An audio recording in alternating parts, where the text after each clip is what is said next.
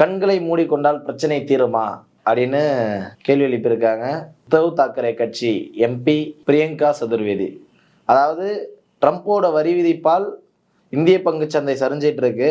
ஆனால் இந்த நேரத்தில் வக்ஃப் மசோதா திருத்த சட்டத்தை வந்து நீங்கள் வெற்றிகரமாக நிறைவேற்றி உங்களோட அஜெண்டா வந்து நிறைவேற்றிட்டு இருக்கீங்க.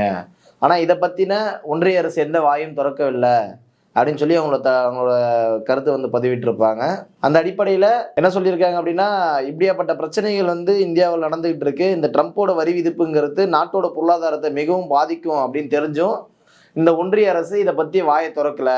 வாயை திறக்காம தங்களுடைய கண்களை மூடிக்கொண்டு உண்மையை பார்க்க மறுக்கிறது அப்படிங்கிறத தன்னோட சொல்லியிருப்பாங்க. ரெண்டாவது, உண்மையை பார்க்க மறுத்தது மட்டும் இல்லாமல் இங்கே எல்லாமே சரியாக நடந்துகிட்டு இருக்கு, உண்மையை மறுத்து இங்கே எல்லாம் சரியாக நடந்து கொண்டு இருக்கு அப்படின்னு கண்ணை மூடி பிரார்த்தனை செஞ்சுட்டு இருக்காங்க அப்படின்னு சொல்லி தன்னுடைய கருத்தை வந்து பதிவிட்டிருப்பாங்க.